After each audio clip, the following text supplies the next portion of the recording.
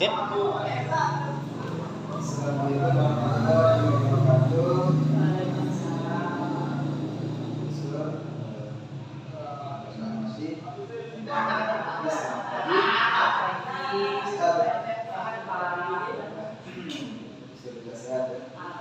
Jadi hari ini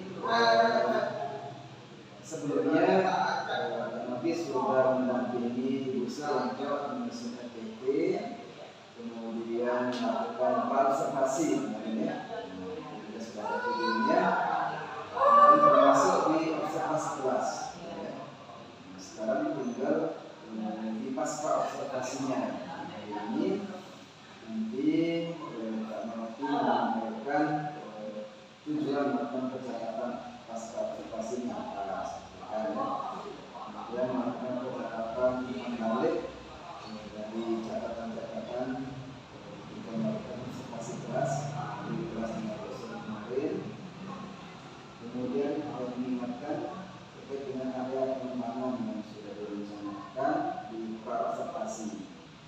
Itu disampaikan juga tentunya dengan format catatan yang sudah disiapkan di LMS mungkin kemudian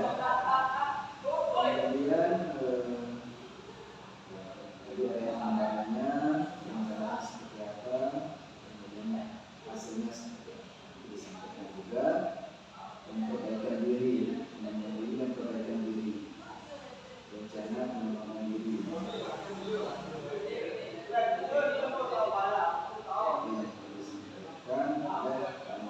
Kita melakukan percakapan pasca hemat waktu secara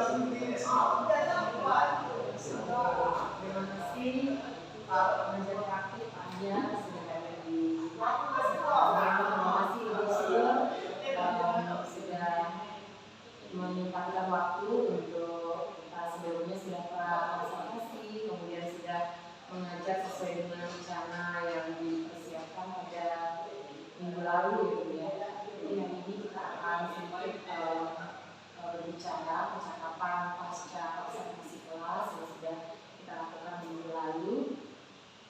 Ini tujuannya yang pertama untuk merefleksikan kegiatan pembelajaran yang sudah dilaksanakan, kemudian rencana tindak lanjut yang akan dilakukan untuk memperbaiki kekurangan yang ingin dikembangkan. Nah, kemudian untuk pengembangan sebelumnya kita sudah mengisi percakapan, tujuan pembelajarannya menganalisis kedudukan dan peran pemerintah daerah. Nah, area pengembangan yang hendak dicapai menggali potensi dalam memecahkan masalah, kemudian diferensiasi konten yang sudah dipersiapkan, kemarin sudah menyiapkan videonya, kemudian LKPD-nya dengan literasi. Kemudian strategi yang dipersiapkan kemarin problem based learning ya, jadi murid-murid memecahkan masalah yang sudah diberikan dengan diskusi juga, dan ada tayangan-tayangan video yang sudah ditampilkan pada media pembelajaran. Kemudian untuk dari diri itu sendiri setelah mengajar minggu lalu yang saya observasi, ini refleksi dari sendiri dalam kegiatan tersebut, kegiatan pembelajaran, apakah sudah sesuai dengan area pengembangan yang ingin dikembangkan, apakah masih ada yang kurang, apakah ada yang bagaimana gitu.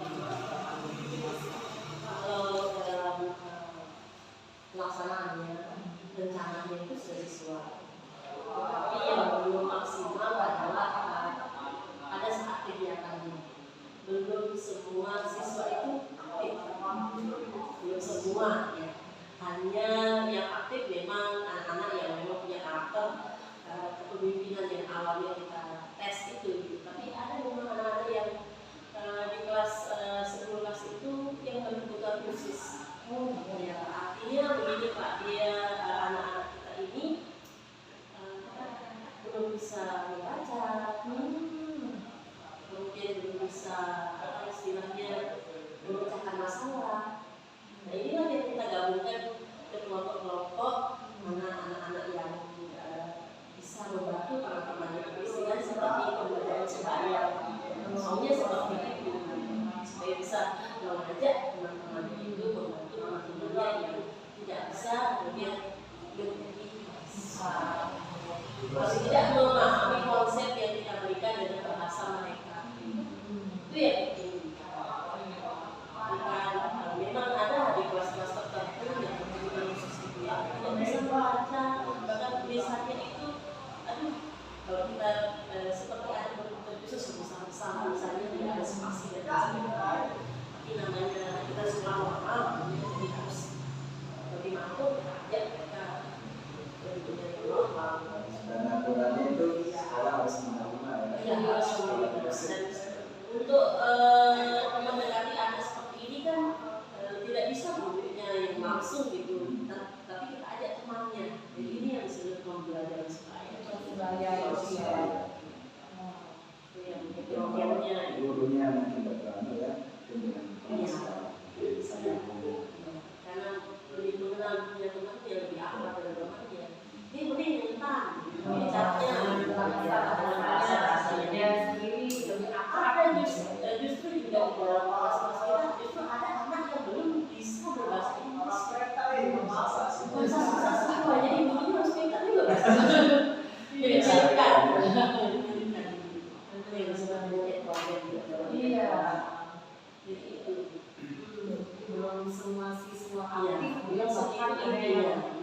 Untuk maju ke depan pun coba lihat videonya kan harus kita ayo geser ke tengah karena digini semua geser ke tengah.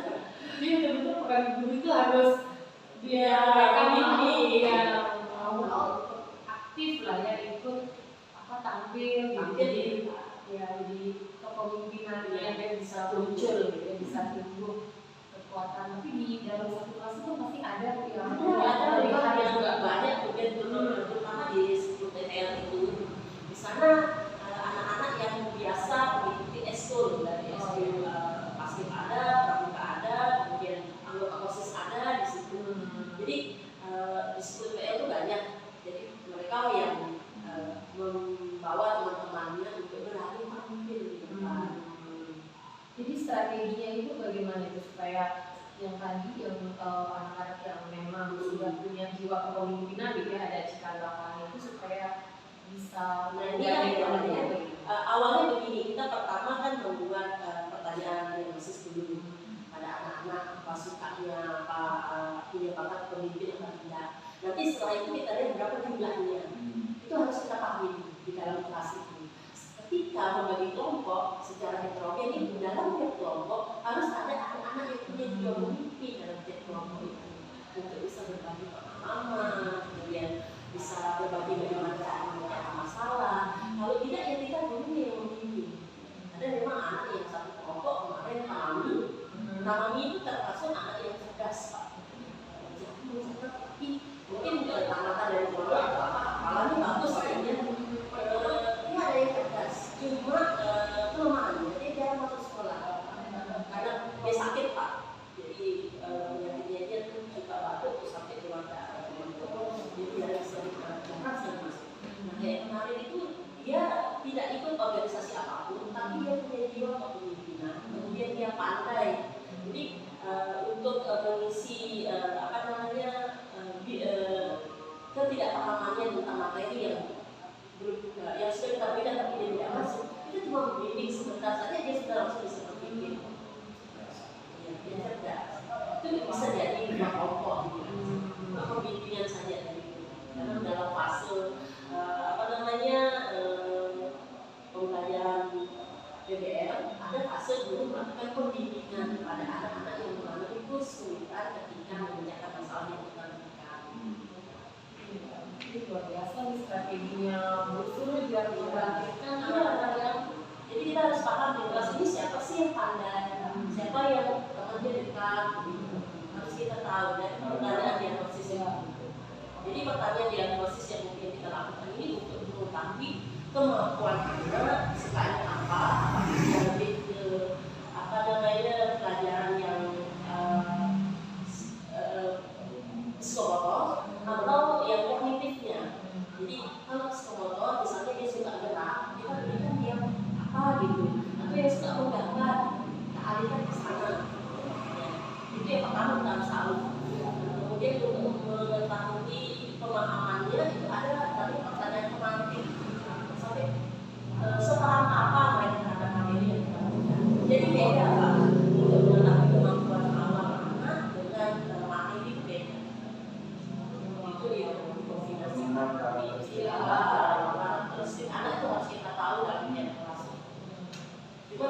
sekalipun usul berarti sudah tahu karakteristik anak sebelumnya, makanya bisa menyiapkan juga diferensiasi apa yang Ya, karena setiap kelas di SMK kan beda-beda ya jurusan itu.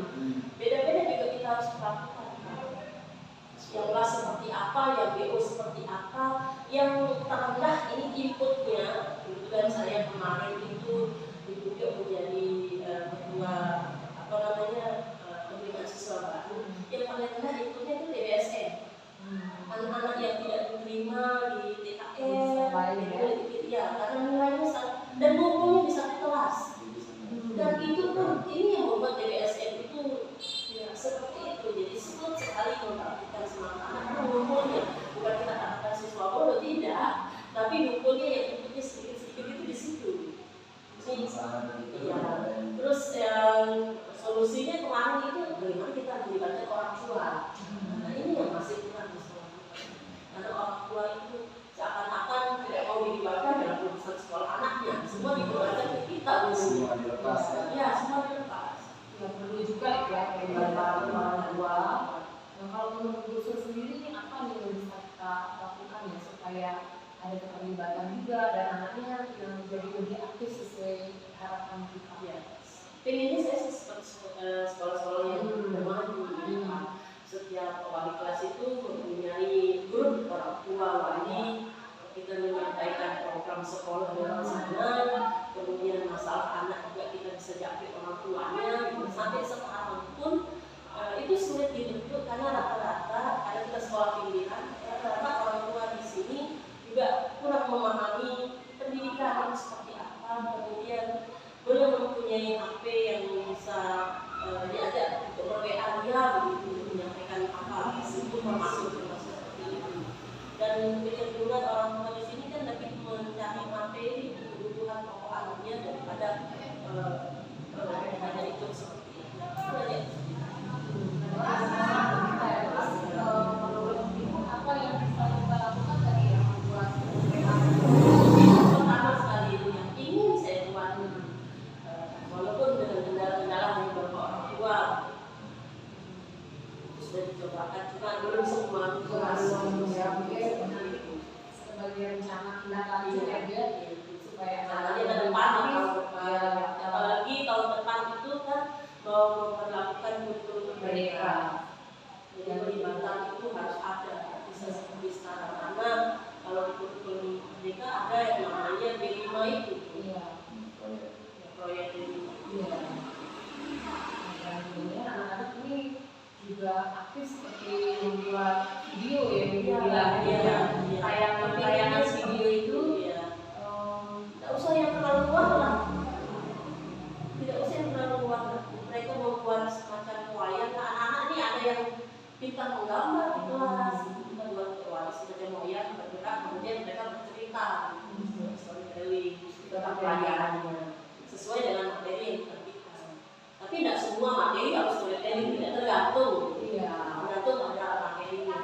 Tapi karena Ibu udah tahu ya kekuatan anak-anak ini setelah melakukan diagnosis tadi, ada yang suka memang storytelling, ada yang suka menggambar, memang suka gerak kayak main bola apa, lebih suka di luar kegiatan sekolah. Tetapi kalau di dalam kelas ya biasa-biasa saja. Itu juga harus jadi perhatian kita. Karena tidak semua anak juga bisa semua pelajaran. Itu luar biasa dari yang video kemarin itu anak-anak semua aktif ya dengan perencanaan yang sudah Walaupun anak luar biasa. Aku kita dipikir aja masih malu-malunya masih. Luar biasa ya. Ya demikian tadi Pak untuk pasca observasi untuk perencanaan membangun diri itu dari diferensiasi proses ya kegiatan pembelajaran yang tujuannya ingin mengaktifkan murid dalam kegiatan pembelajaran. Kemudian sebenarnya menurut Ibu gimana nih untuk ukuran keberhasilan tujuan yang bisa tercapai itu? Yang jelas kalau untuk BPN sendiri tujuan bisa tercapai jika nilai anak-anak itu kalau kita nilainya meningkat.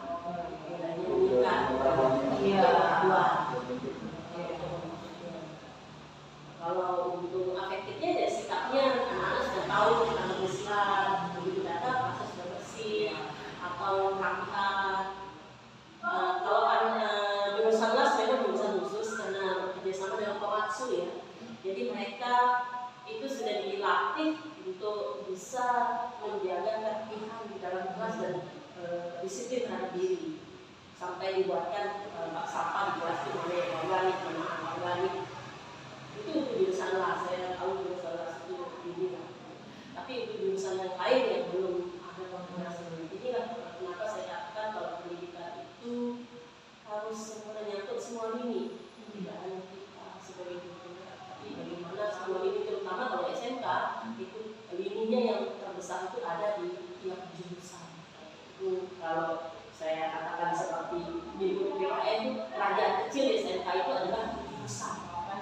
Kerajaan kecil, kalau jurusannya bagus, jurusannya bisa membimbing siswa per jurusannya, saya rasa di kelas itu juga akan membawa. Seperti Runofi contohnya jurusan TKJ, TKJ itu luar biasa. Karena kebetulan inputnya juga memang yang bagus, jadi gampang juga kita arahkan kerja sama semua ada. Tapi mungkin ini hasil ini kurang dari pelibatan pelan yang disampaikan tadi. Jadi ukuran keberhasilan ini kalau anak-anak juga ada budaya positifnya itu tadi ya Bu ya, dari sikapnya tadi, sikapnya juga lebih santun, kemudian sudah memahami konsep diri dengan baik, itu ya luar biasa. Untuk pendukungnya mengembangkan diri ke depan ya tetap kalau bisa ada LCD komputer ya juga itu mau sih gitu sih maksudnya gitu. Tapi ini kan yang diutamakan jurusan aja dulu.